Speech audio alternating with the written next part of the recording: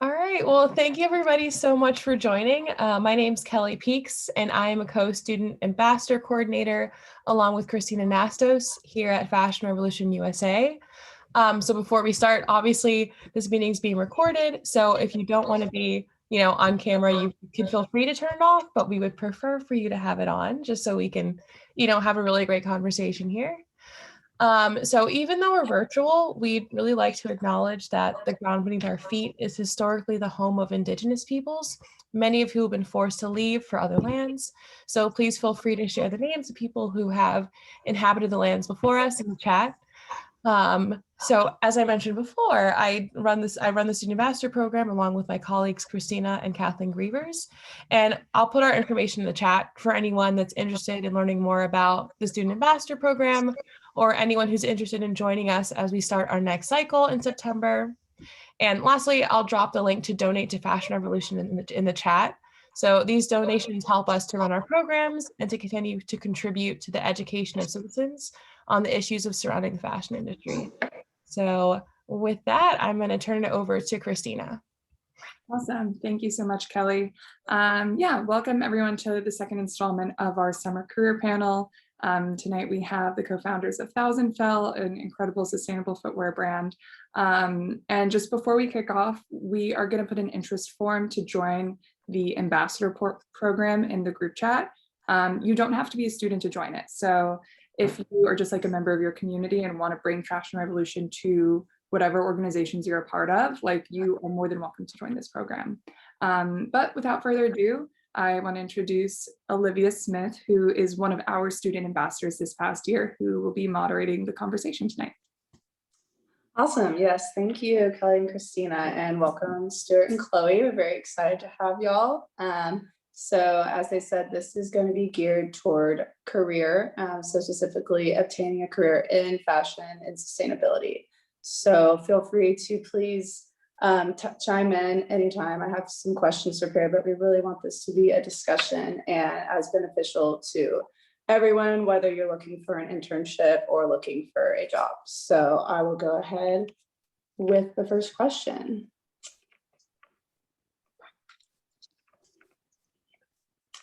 So what led y'all to develop a passion for sustainability and circularity in the fashion industry? And then piggybacking off of that, what did y'all study in school? And really,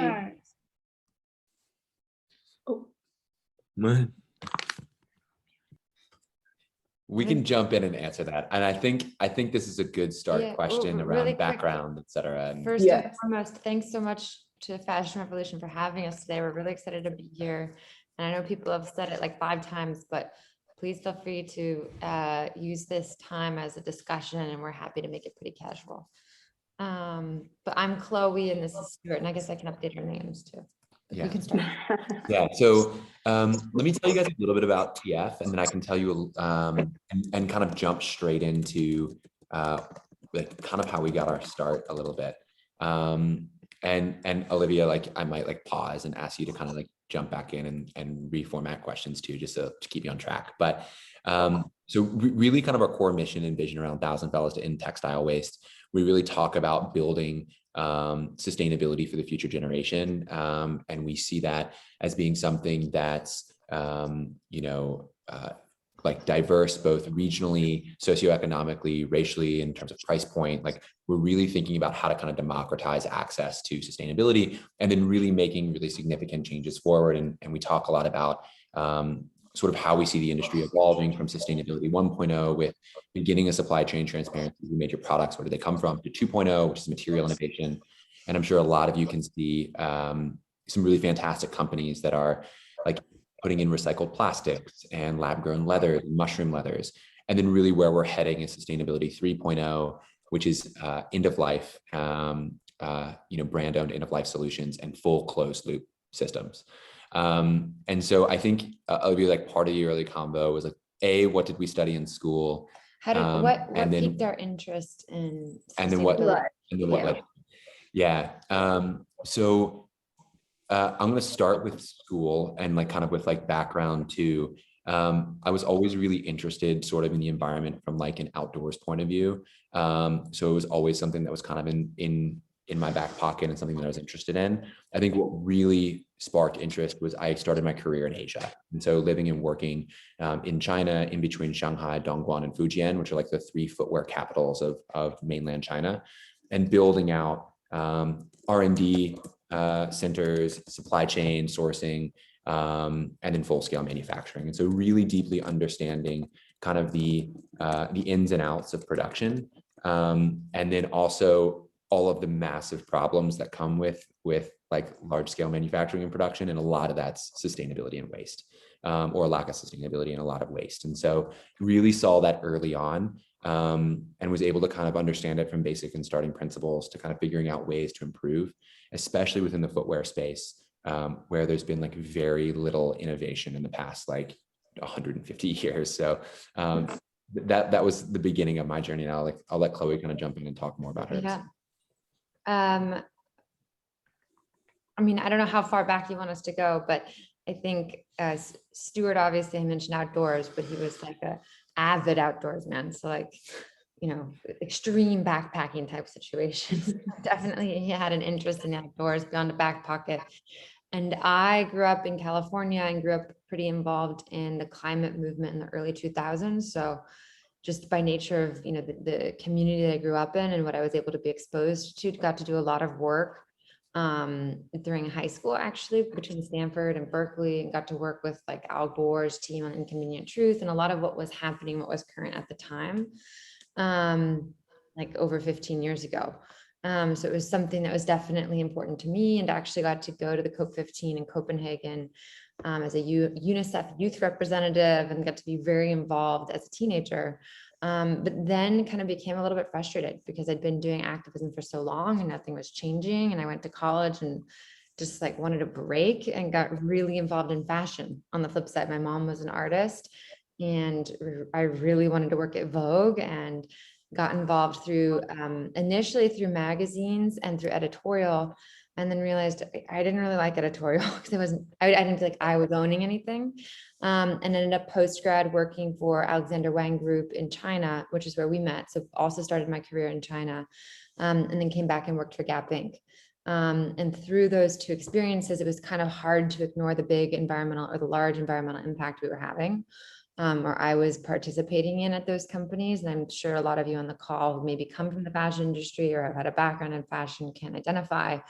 Particularly, there were like moments that just felt really out of character for me. I was like, had been an eco warrior, and then I'm at a Russian fur trade meeting, like, you know, doing things that just were like, what, how'd I get here? That's not me. Or I was at Gap Inc., and Gap Inc. is an incredible company, and for a large American retailer with, you know, great ambitions, but we couldn't get organic cotton to all doors because, you know, a 60-cent innovation when you're buying 1 million t-shirts hits your bottom line. And so that starting to understand the scale of the problem and the forces driving the problem were somewhat frustrating, I think, in the first kind of 7-8 years I was working in retail. And so Stuart and I started to test and innovate on our own, and that's how Thousand Fell started. Awesome. That is, I mean, what an inspiring story, really. I mean, obviously y'all were so fortunate enough to end up in China together. And I mean, just having that worldly exposure and being able to, you know, find really what you loved, even though, like, yes, you may be in a job that you don't necessarily align with. And so my next question goes along with, so say you are working for a fashion company or just in general in an industry for a company that maybe doesn't have that same sustainability mindset you have. What is some ways or advice you would give to how you would bring that into the company? Yeah. Do you want me to start or you start? I mean, I have a pretty good answer, but I'm like borrowing from your experience. So I've always been in startups. So like the biggest company I was ever in had like 25 people, which is very different than like Gap Inc. So I'll start with you maybe. And so I think this is something where it could also be a pretty cool discussion if anybody has insight. Yeah. But I would say particularly early in your career, it's definitely hard. Yeah. And so I think, but looking back, there's absolutely no, like, Thousand Fell is still very new. and it's very young. And there's like, I'm so excited that you all are here and that you know about Thousand Fell, but not many people, we don't have great brand awareness yet, right? Like we're trying to do something so different and so new. There's absolutely no way we could have done this if I hadn't had spent 5 years at Gap. And there's no way that I could have done this with not having had the experiences in Asia, or Stuart not having had these experiences at these non-sustainable companies, setting up supply chains and understanding how the traditional supply chain worked. And we were only able to start to reverse engineer this, and kind of by nature of our network and the people that we had met and what we'd learned and what we'd seen. So one of the first things I would say, especially to somebody who's on the call that's younger in their career, is like initially just get as much as possible out of that experience, because, then we're going to talk about changing it, but you especially, to have the experience to be in one of these larger systems, to understand what's going on and to understand, some of the problems, for example, in production with organic cotton, like Gap might want to make the move, but why can't they? Or what are the legacy pieces in the supply chain that they're tied to? Yeah. Or what are the problems that their suppliers having? We had to make a big decision to move our supply chain out of Asia and into Latin America with that Thousand Fell. And we were able to draw on a lot of those experiences Stuart had from already setting up supply chains for larger companies. So it's definitely not just because you're in that situation now, doesn't mean that experience and that time can't help you make change later. We have seen certain entrepreneurs try to come in and change or start something different in an industry where they haven't particularly spent time, and it's been a lot harder, and or they haven't been able to get off the ground. The second thing I would say is within Gap, one thing I did, and I don't know necessarily that I made big change, but I was able to become the sustainable fiber SME. We had subject matter experts, which were not really huge, but if you kind of raised your hand and you wanted to be the person that could go and talk to the sustainability team, that could sit in on all the new fabric meetings with the fabric team, and just kind of decided to put myself in that position to learn as much as possible. I also became the China SME because I just really wanted to stay in touch with everything that was going on in Asia and in the Asia market. But those were like self-appointed, raising my hand, talking to my managing director, talking to our putting in the extra time to get involved with that, and consistently bringing it back to the team meetings monthly, so that, even if we were having trouble on the broader Gap scale, my knits team, we were actually actively working to get low water use cotton to doors. Like it was a pet project for our team. Like, let's get this one line to doors. And I've since seen low water use cotton in Gap doors, which is really, really exciting. So I think there are small things you can do even within your team, and particularly within a company. I think a company of any size, like offering yourself up as a subject matter expert, offering to put in time outside of work, or asking for stipends to go to conferences, and bringing that information back to the team, and being not the canary in the coal mine. I'm really bad at sayings, but being the beacon that's bringing that information back to your team, and even in a small way, even if in just one product line, starting to make that change. Yeah, I think my hot take for like 2021 is that fast fashion gets this terrible rap, as it rightfully should, because it's just a machine that's just cranking out clothing, and there's like very little concern for environmental impact. Mm-hmm. All that being said, there's some really smart people within those orgs, like very smart, and they know it's a problem. Like, it's not as if they're in this black box and the PR is not reaching them. Like, they clearly get it, and it's leading to serious change, and it's leading to leadership change. Look at H&M recently with their new appointed CEO and kind of the commitment that they're making to sustainability. That's a problem that I would hate to inherit. Like, that is legacy supply chains with material vendors and cost targets like spread throughout the world, and they're really responsive to shareholders into the street. Like, that's tough. What I think is super interesting about that, though, is H&M is, I'm sure, doing some really interesting things internally in pilot programs and having conversations at the leadership level. And if you're in these larger companies, maybe it's not H&M, maybe it's an American retailer, maybe it's not fashion, maybe it's another adjacent industry. you should like pick your head up and pay attention to kind of what's going on, because these conversations are definitely being had, and understand kind of the foundational systems that these companies are built on around merchandising, around inventory management, around production. Like you're going to need these functions within retail if you start your own business, or and a lot of these companies have really great best practices around how they're line planning, around how they're sending like BOM, like bill of materials, how they're like inventory forecast. Like these are really valuable resources that you can then learn to then take to another business that might be a little bit more sustainably minded, or have the like flexibility to kind of jump in and do that. So I think like good foundation within these larger companies. Yeah, no, that's great advice. I mean, personally, I just started my first job in my career. So not technically in fashion right now, but still in the design world, still doing like product and all that. So definitely taking Awesome. A lot of that advice. So I wanted to open it up and see if anyone else wanted to share maybe something they've done in their job or even internship. Just feel free to unmute yourself if any, or we can move on. No worries. I mean, I guess in my experience, I went to college for environmental science and just kind of was interested in fashion on the side, but like I didn't even know that all of this stuff existed a few years ago. But even just kind of joining Fashion Revolution or just getting involved with, their local groups. Like right now I'm in DC, and there's plenty of people who are trying to make change, who are making their own small brands. Like there's a lot of stuff you can do just in your community to get involved, even like if you feel that you can't do that in your career right now. Yeah. And then I want to just add to what she was saying. So I work in tech, but I've always had an interest in fashion. I had a very like Asian upbringing, so I got pushed to tech. And so I obviously wanted to still do fashion. So I got involved in my community, started hosting my own workshops, and like made connections that way. And so I'm still pursuing that. And the other thing, what I did in my job, like my 9 to 5, I got involved in like the volunteer groups, and I kind of made them learn about sustainability. Like I literally made them not use plastic for a whole week. So that could be like one way that you do is like find out who are the corporate social responsibilities, get them to look at kind of like the sustainability issues. So that's just like a non-fashion way, but just an idea. No, for sure. I mean, in my office, we all recycle, and we were talking about that the other day. I mean, little things do make a difference. I mean, it's just, teaching the consumer and spreading the awareness still. So no, that's all great. If anyone else, someone else. Yeah.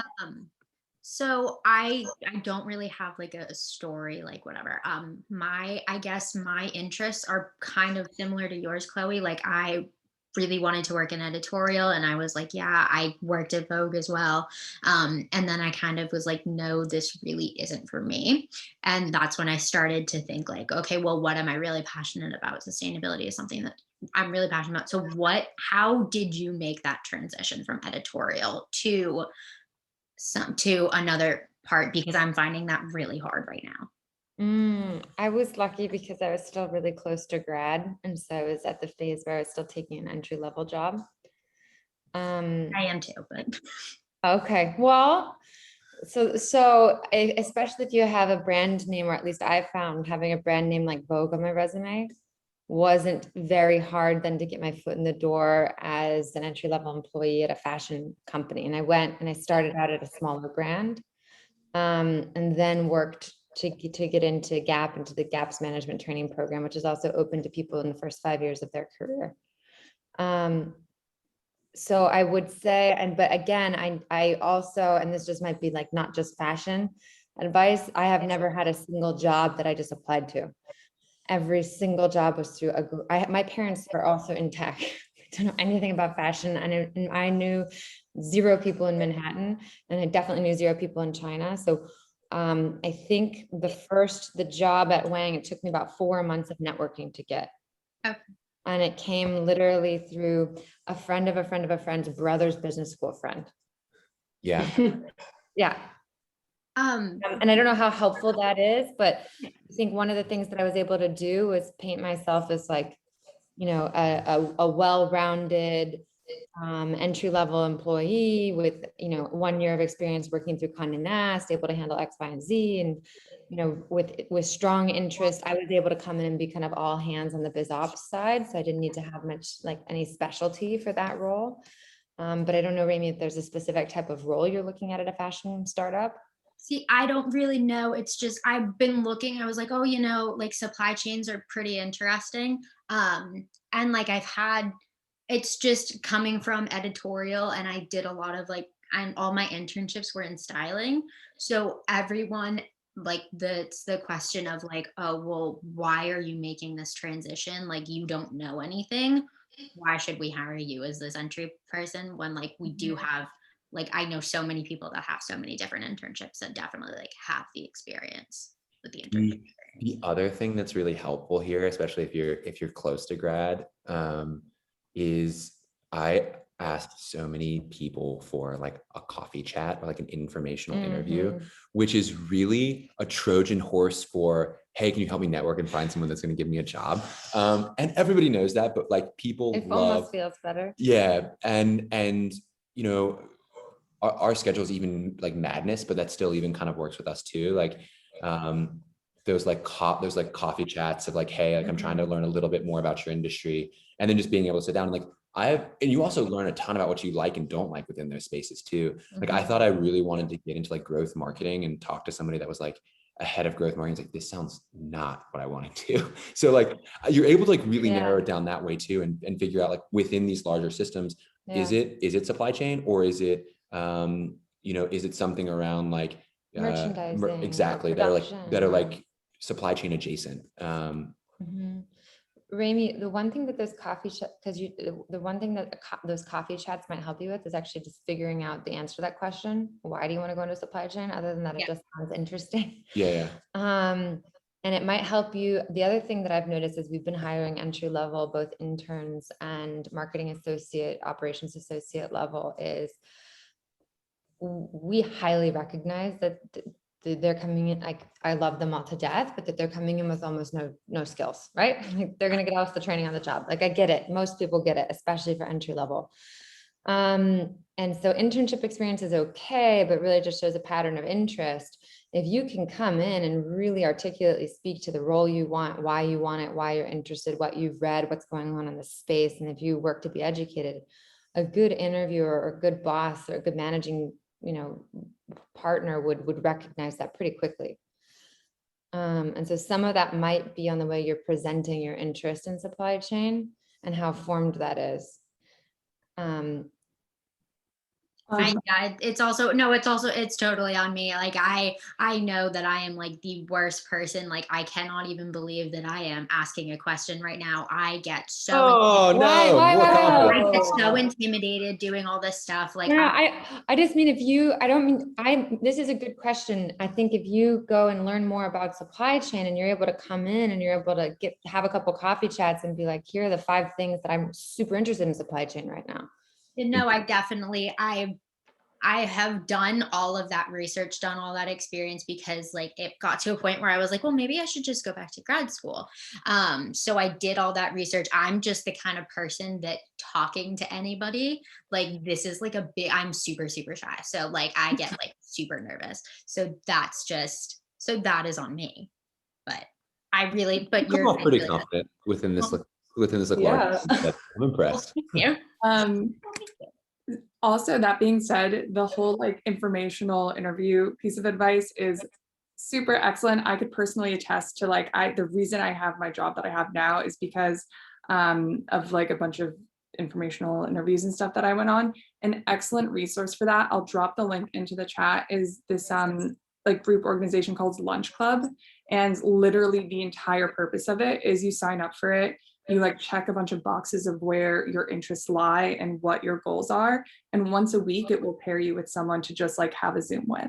And it is amazing. And like, I've helped people that I met on there get jobs at like other places. I got my job there. It is a really, really, really effective network. I could not recommend it more. Yeah. And this goes without saying, but like your goal for every informational interview is to get like 2 connections out of it, so that you're just like growing like you're just growing your pyramid bigger and bigger, and then all of a sudden Start with 2 people, end with 20 people. yeah. No, Also- Rami, this is all meant to be like open space. There's no harsh feedback. I just think like truly, I don't think it matters if you have experience. I think it matters how articulately you can speak to what you want to do. And the lunch club could be a great place to do that. Yeah. Yeah, I'm adding the link now. It's awesome. Cool. Something I'm kind of curious to hear about, if I could ask a question. So like, at what point in your careers did you guys like decide to start Thousand Fell? Like how did you arrive at that place? Or like, okay, I want to like leave whatever I was doing before and then start this? Yeah. Well, so we just like to dive in a little deeper, we were living and working in China. We both came back to the US. I was at Gap, Stu was still doing work back and forth with China. And we started to see in probably 2015, I don't know who here is really interested in material R&D and new materials and, you know, lab grown leathers and mycelium, et cetera. But back in 2015, Gap was invested in Bolt Threads, which is one of like the earlier, more exciting, like, you know, lab grown spider silks, et cetera. Yeah. And that was when I was at the Gap SF office, and we got to do like some testing with the strategy team on like, you know, spider silk denim and Kevlar woven together to make bulletproof denim. And there's literally a video of like a denim jacket. They're shooting bullets at it. There's no person in the jacket, but there's just a jacket, and the bullets don't go through. And I was like, mind blown. Like, this is the future. I can't believe this. Like we were. Yeah. By the way, we are dating. It's just interesting. If So anybody a lot has, of mind melding going on. a lot of mind melding. At the time, we were just best friends, and I was like, this is so cool. You know, we've got this is the future. I was just so shocked. And we started for fun, just starting to look into new materials. And it was about an 18-month journey, and this is another thing you can do, Rami, or anybody interested. We just started joining groups like Fashion Revolution, but we joined the Sustainable Apparel Coalition. We joined Material in Paris, we joined Material Connection here in New York. We started with like an obsession with new materials. And then Stuart still had access to different footwear supply chains, which was lucky in Asia. And so we started for fun, just making samples. So I have like sandals made from Pina Tax back in 2017. And we have like sandals that's like the pineapple leather. And we have like all sorts of like old, like dried fish skins and like things we ordered from different vendors and like different corks we were testing. And we just started making shoes for ourselves with like fun, different materials and learning a little bit about the process and the problems. And it kind of happened organically. Maybe you tell the story of like why we finally took the leap. Yeah. So starting a company is like not for the faint of heart. And you're like, we didn't have a lot of savings because we were like living in China. You're like, the best time to start a company is now. And then at the same time, like you'll never be 100% ready. Which sounds a little weird, but like, and I've heard other founders say it a little differently. It's like, if I knew what I didn't know, like, I don't know if I would have done it. And that's all just to say there's like so much involved in starting a company, and it's like really daunting and it's tough. But the real answer is if there's a real passion problem that you just like can't let go of and you feel like you need to solve it and you need to see it out, that's the time to go start a company and give it a shot.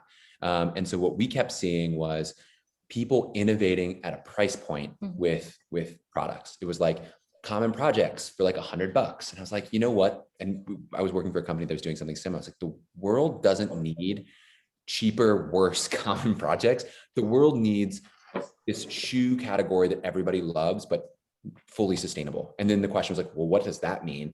And it started in material innovation, and it obviously led to circularity and this whole idea of like closed loop retail. And what we started doing is we spent all of our nights and weekends pulling together business plans and decks and like out of our own pocket, like meeting a graphic designer and brand strategist and like pulling together a name and like kind of putting together, without us really understanding it, preliminary fundraising material for starting a company. And we went around and we soft sounded it to like everybody within our network. And Rami, I know we've been talking about networking, but like everybody in New York that we have like the phone. And what's so interesting is footwear is like the footwear world is like this big. Like everybody knows everybody, and they either work together at like Adi or at New Balance or Reebok or at Nike, and like everybody knows everybody. And we were like, hey guys, like, is this a good idea? Like, what do you think about this? And people loved it. And they were like, this is super cool. This is the future. You guys should do it. And these were people that we really respected, like former president of Keds and Converse, like the former head of design at Cole Haan for 20 years. Like people got really excited about this idea of innovating within an industry that they knew really well and they knew hadn't seen innovation for a long time. And so we're like, okay, like we're going to do it. And so we set out and launched some like preliminary samples and had our fundraising materials. And we just like blindly like started reaching out to people about, hey, we've got this company. By the way, when Stuart mentions like these impressive people, we did not know that. Oh, no. We were like a friend of a friend knew someone that was like, it took us like, we were like, we need to talk to a good designer in footwear. And it took us like 6 months to find one through aggressive LinkedIn networking. And it was like a college friend of mine knew a designer whose mentor happened to be, it was like that kind of far of a connection. And we used that same strategy. I don't know if I necessarily believe in manifesting, but like if manifesting is putting something out into the world, right? And then good things come back. We were like talking to everybody we could about needing help and wanting to meet people.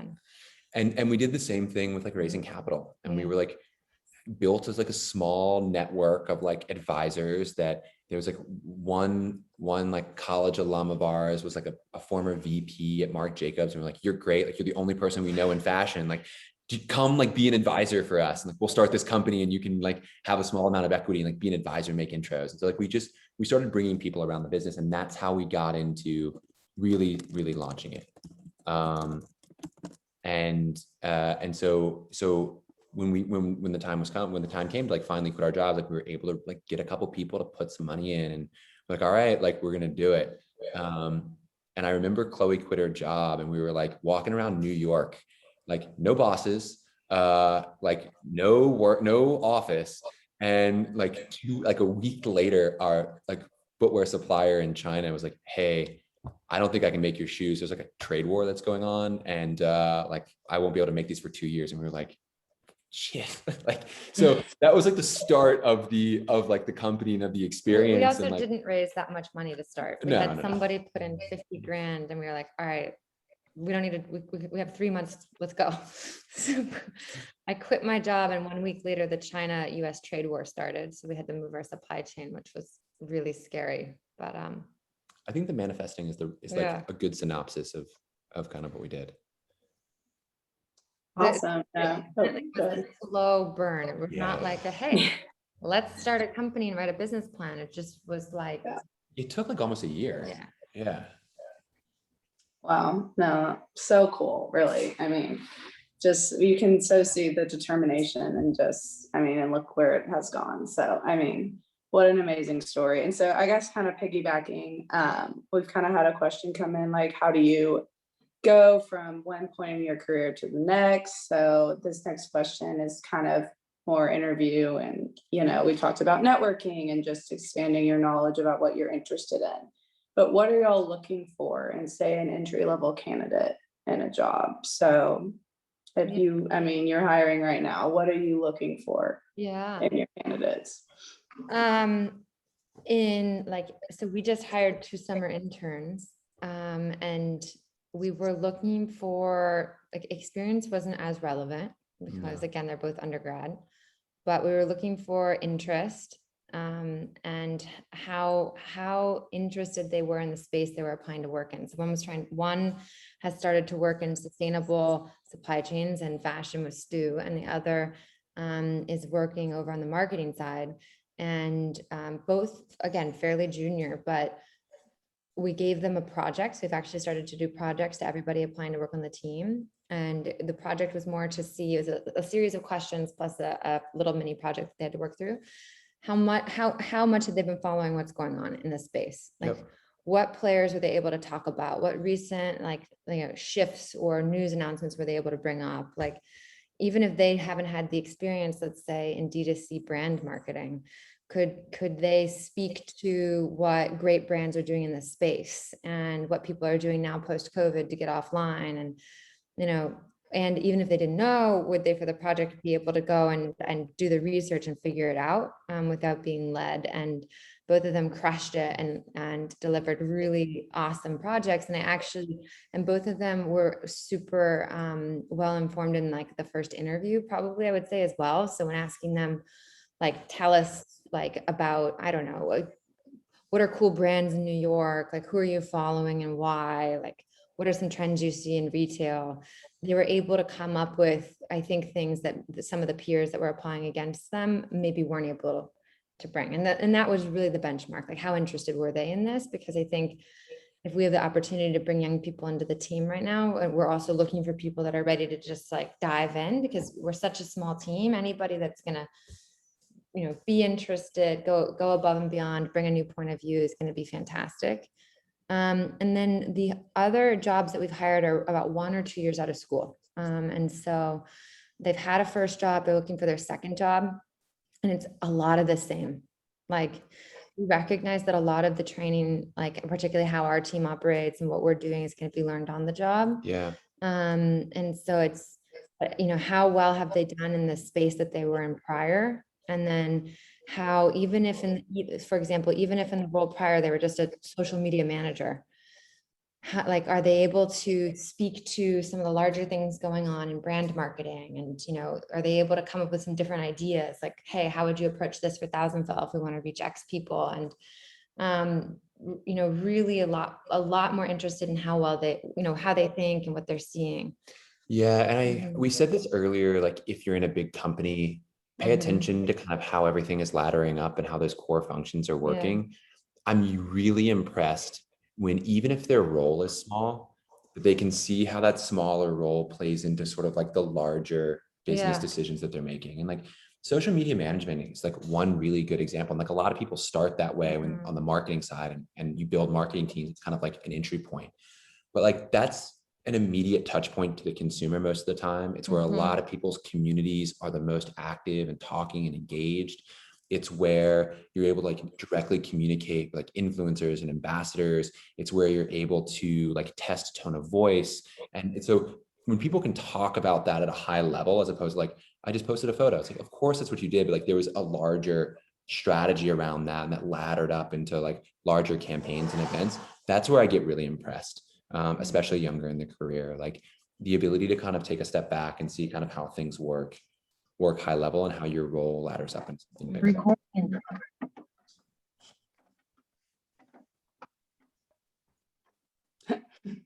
Kathleen, do you have something? Or no? Other thing I would say really quickly to add to that, I'm thinking about a girl that we hired for last year. She's now into another job. She was an intern for a year who had zero experience. Like formal experience, but what she had done, very similar to what you all have done, is she had, over the 6 months prior, had joined everything to do with sustainable fashion. Oh yeah.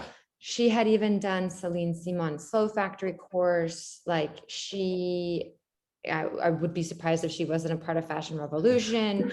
She's a pay up ambassador. Like, she made it her business to just know what was going on, even though she had only had tech experiences.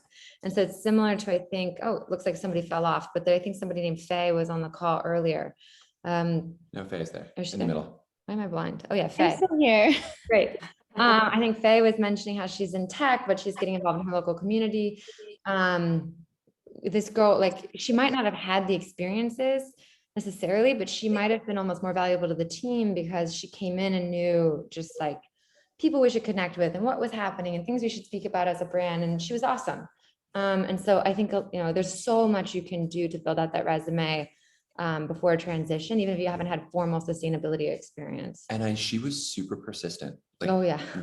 She reached we didn't out to have us. money to hire her, but she reached out to us for like 4 or 5 months. And then she's like, well, who does PR? Can I talk to them? And she worked with our PR team for a little bit. Yeah. Like, it was, here's the thing, guys, like, when people don't respond to you over email, it's not because they're annoyed, it's they're probably busy. Like, yeah. So she was Right. like super tenacious and like really great and like really polite and like really professional. And I love that. And then ended up working. Someone has their hand raised. Do you Yeah. Hi, it's me. Hey. Sorry, I don't have my camera on because I'm in Florence and it's a whole different time zone.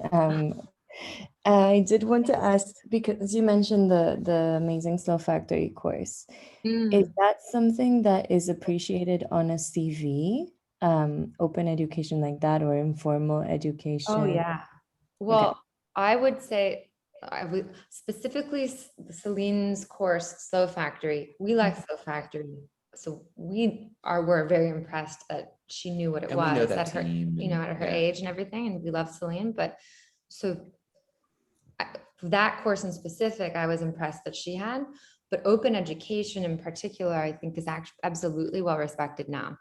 I mean, I don't necessarily think it's like a replacement for getting like your MBA in sustainability or something. Our head of sustainability actually at Thousand Fell, the Fashion Revolution team knows, named Alexa. She had never worked in sustainability in fashion before, but she's worked with, she went back and got her sustainability MBA, and she did a project for us for a couple of months, kind of, well, I don't know the word, but gratuitous, I don't know, like we worked together kind of on a test project. And then we were like, this works.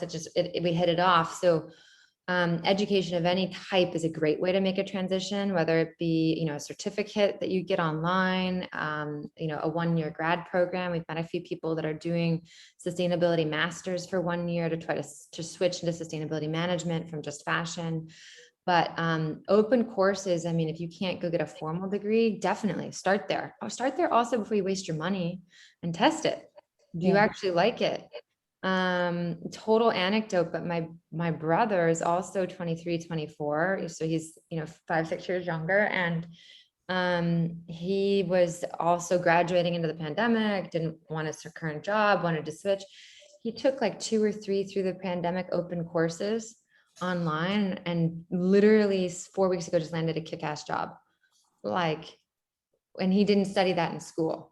More in the data analytics math side, but I think absolutely if there are open courses like Celine's, I don't know if Fashion Revolution has one, I don't know if there's a list, but I know that schools like Columbia University and the University of Vermont are doing a lot of sustainability management right now. I also know that NYU all of a sudden has a fashion sustainability course. I don't know which of those classes are open source yet. It'd be interesting to see if like FIT has open source classes, but I would start there for sure. I don't know, that's a long-winded answer, but I think definitely do them. If anything, it goes to show that you're interested. Yeah. Well, I'm actually doing a master's in sustainable fashion at Polimoda, but I promise you, the program, Celine's program, is so much more solid than this master's. So I almost rather. Both. Well, I mean, if you're already in it, maybe finish, but it does not hurt at all to put them both. It builds to show a story of you as a person who's committed to this. And I think any team is going to want to bring on people who, are committed and interested over time and like working to develop their network, because that's something going to help grow the network effect of the team, right? Thank you so much. Yeah, actually Kathleen just sent it, but I was going to say Future Learn. I've looked on there and there's quite a bit of courses you can take. Oh, fantastic. Fashion, sustainability. So definitely check that out. That was going to be what I would say. But I guess we're kind of getting into like our last 10 minutes here, but I wanted to give you all an opportunity to kind of expand on your ambassador program for Thousand Fell and any other opportunities that ways people can get involved. And then if you want to say how we can reach you and follow you and all that. Yeah, totally. And then happy to answer any last minute questions after that too. So some of you might know, but we felt like we didn't want to just start a brand without also like starting a group to kind of combat some of the things that we were seeing, which was the reason for starting the brand. And Stuart kind of mentioned it, but half of what we're building with the brand is actually a reverse logistics supply chain for recycling. So we felt like we needed our own product line to test that system. And a lot of what we want to accomplish, we hope to accomplish in the next, few years will require policy change and bigger businesses joining in, et cetera. So we've started a group called Friend of the Future. It is an application process, but if you're interested, we mostly let people in as long as they can show that they're interested and will be involved. And it's an awesome group of probably, I think probably the youngest members, 17 to 30, 32, 34-year-olds. Like incredible young people from all over, mostly the US right now. I think there are a couple international members. There's about 370 of us right now in Front of the Future. And we're hosting monthly events, and we're working to build a new program that we've launched called Refashion the Future. We held our first event last week that Kathleen was at and Fashion Revolution was at, but really trying to think through like what can we as a community do to push the industry forward. So everything from updating the green guides to thinking about human impact. And so if those are topics you're interested in, please apply to Friend of the Future. I can link the type form actually in here. Yeah. I was going to say, I can get the link now, but I can also follow up with the Fashion Rev team and send the application. It's a application only, so we generally send it out to people right now, just as we're in beta, but I'll send it to Fashion Revolution. They'll share it out. Also. I got the link. And then I think there was also part of that question was how could you get involved with Thousand Fell, like the team. So not quarterly, but like semester and then summer, we have 2 internship slots. So if you're here and you're in the college age range, like please apply. And we have the email is called careers@thousandfell.com or hello@thousandfell.com and submit your resume. And Alexa, who I mentioned, who's head of sustainability, is also moonlighting as head of people. And so she's keeping track of awesome people we meet over time. We are also looking to hire right now, if somebody is actually looking to make a change, and I don't know who all is on the call, but we are looking to hire a head of marketing.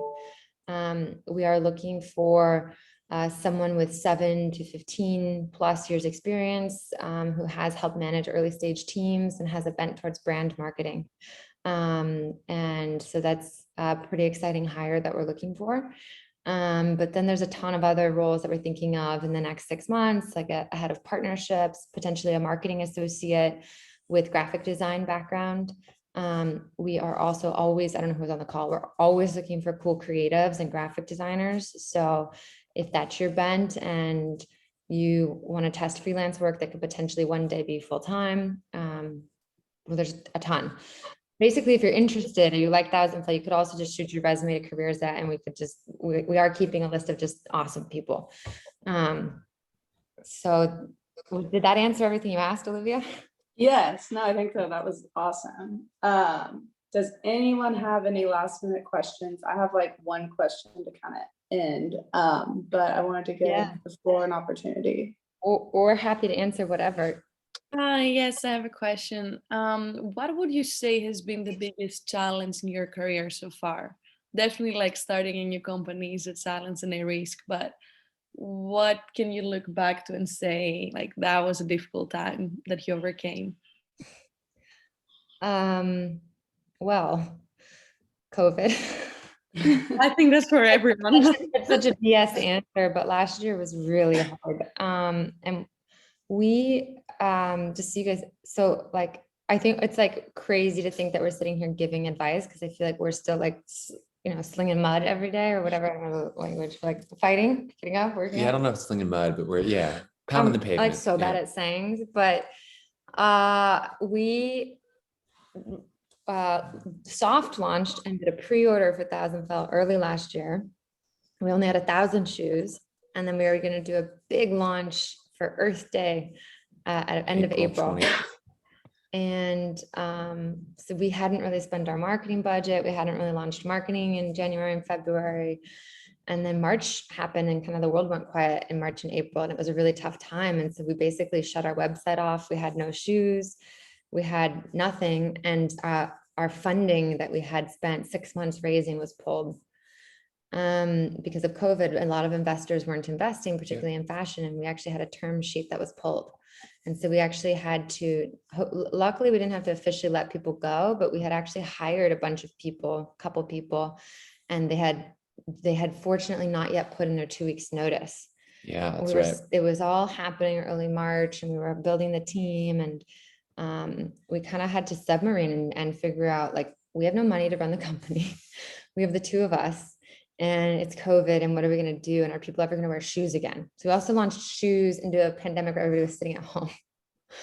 So it was like a really, really, really tough April, May, March, April, May, I think. And we were really lucky to have a couple early investors that helped put in a little money to keep us going in the summer. And we started organically selling and just focused on building community and social. Like if you were ever to scroll back, like we had no money for content creation or campaigns. Like it was all UGC, it was all sending people shoes. And then luckily at the end of the year, we were able to have shown growth and raise money, but it like pushed out that timeline about 7 months. So we didn't actually pay ourselves last year, which was crazy. So there are a lot of ups and downs, definitely with starting a company. We were fortunate to get out of our lease and like move to our high school bedrooms at the age of 30, but like, that's not for everybody. That was and I know that's part of starting the company, Joanne. I don't know if you have another answer.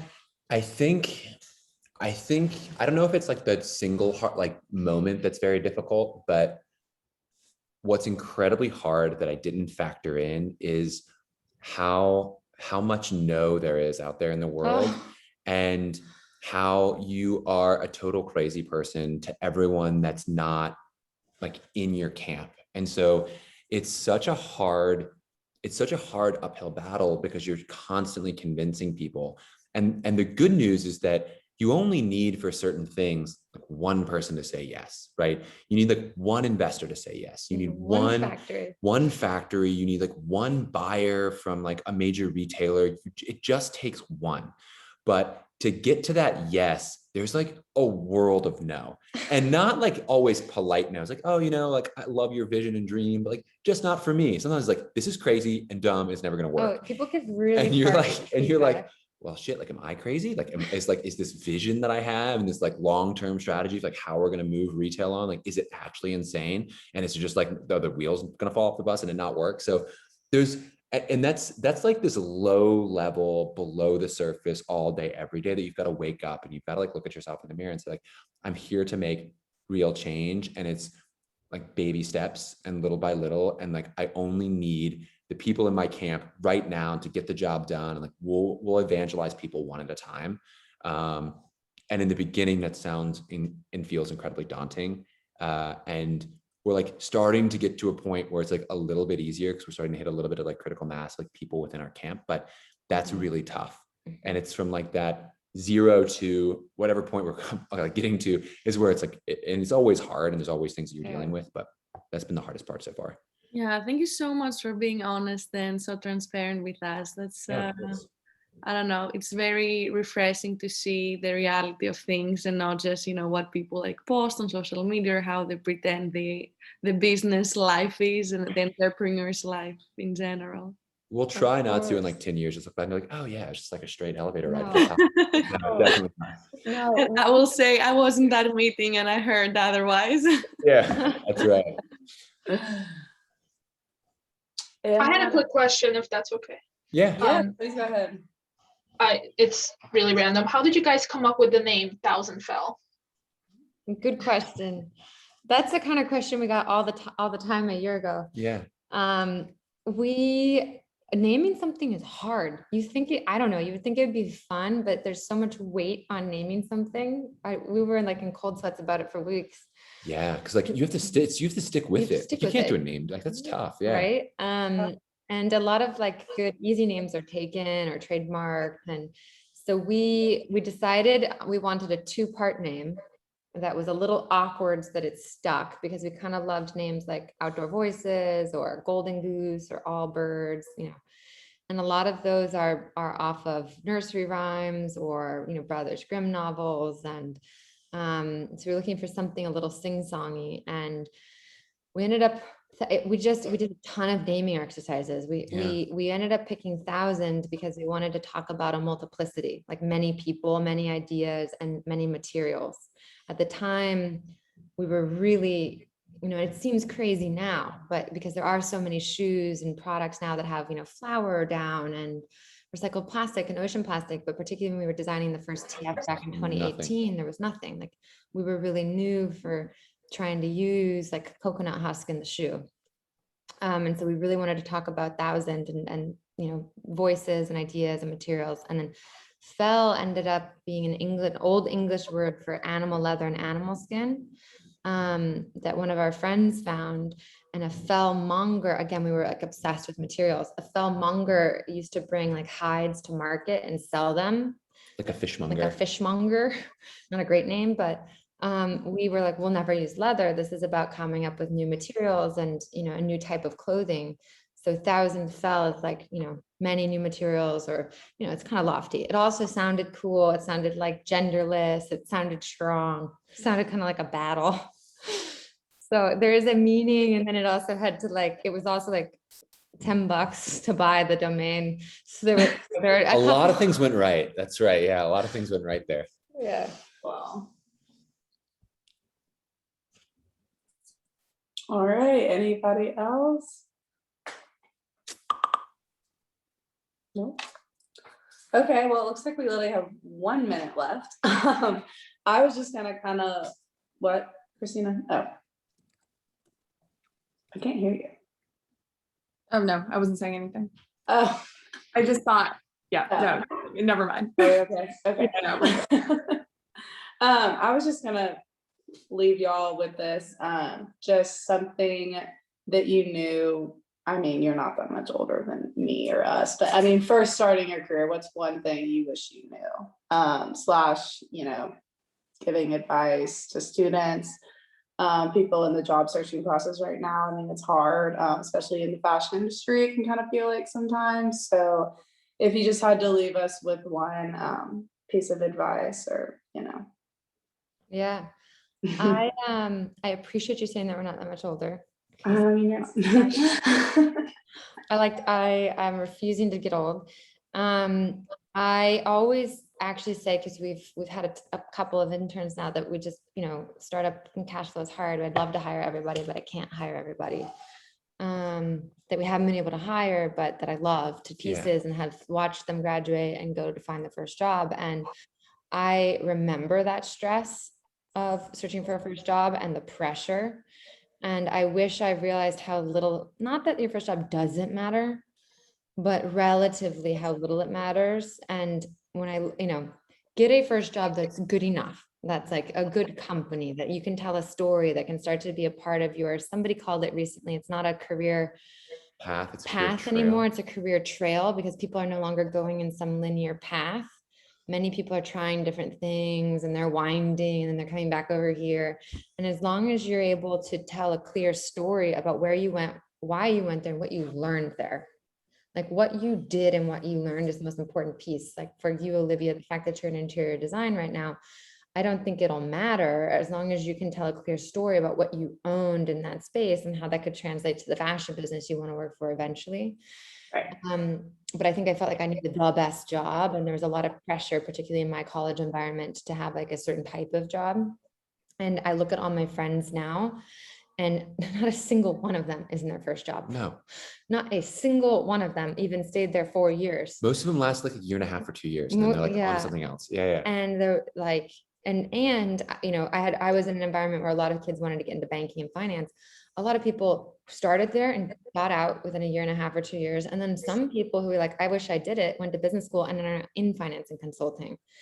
So, and that's just, I think it applies to fashion too. I think, you're going to be able to build a network, show interest, and get to where you're meant to be over time, and not to put so much pressure on that first job. Yeah. I'm going to repeat a piece of advice that I gave earlier that I like started to do, but was so nervous and didn't know how to do it, is networking. And it's such this hard to grasp or like ethereal concept, like, oh, just go network, as if like everybody in the world is all at like a cocktail party and then you just go and walk up to everybody. Like, no, that's not it. I wish it was that easy. It's actually hard, but it's networking. But it's a muscle that you have to kind of train. And like, what I really wish I knew how to do was like put together an Excel sheet or a Google sheet with like everybody's name and like work really closely through LinkedIn and through like my friends and through college connections and through any other like means I could to kind of build out a list of people that I wanted to talk to. And people are really, some people are super busy, so persistence is important there, but making sure I was reaching out and building real relationships with those people. And then from those people, getting one or two other connections, and then keeping those connections warm. So like you have a coffee chat with somebody and they're like, here are two people that you should talk to. Like, that shouldn't be the last time you talk to them until like you accidentally bump into them on the street in New York. Have a cadence where you're spending, maybe one Saturday a month where you're like giving people a little bit of an update on what you're doing or how their connection helped you. And like, it takes a lot of work, and I still haven't nailed it. I still like kick myself. I'm like, man, I let that connection go cold. Like, they were really great. And like, that was on me. And that's always in a learning. And every time I come back to, I really wish early on people taught me the value of what real networking is and like building relationship with people. And what I'll do oftentimes with people that are like interning with us, I'll say, hey, like, let's have like our outro from your internship, or let's have like after our coffee chat, like let me know who I can put you in touch with, name one or two people. So I'm like kind of giving them the answer of like the purpose of the call. If it's something that I can't immediately help them with, like, that's really the piece of advice that I wish someone had given me and I could take away early on. Awesome. Yeah, I mean, I am just a networking, like, I love it. Kind of a LinkedIn networking, and it's helped. I mean, yes, I'm not in ideally my first job, but who is? And I enjoy it. And that's, at the end of the day, I'll say it comes down to the people and just the environment you're in. And I mean, I'm enjoying it. And like, yes, I do still have a pushing interest and a dying interest for sustainability. And I know I'll get there one day, but I can just rave about the networking. I mean, I was able to do my Fashion Revolution week event because of the network I had. I reached out to people that I maybe had messaged or emailed back and forth with a few times, and they were like, yeah, I'm free that hour, like, let's talk. And it was great. So I will end with that as well. Network. So Awesome. Well, thank you so much to Chloe and Stuart, and also Olivia, for moderating this conversation. This has been so cool. Thank you. Thank you for everyone's contributions. If you have any questions about becoming an ambassador of the Fashion Revolution, please let us know. The link to the interest form is in the chat. And yeah, thank you everyone for coming. This was really, really great. Thanks so much, everybody. Yeah, and ways to like kind of connect with. With like the I'm brand. very serious about I'm very serious about emailing careers at. I'll also follow up, Christina and Kelly, with the link that we put in here for Friend of the Future. Like, totally open to have as many people as possible join, and particularly if you're part of Fashion Revolution, hopefully a really good fit.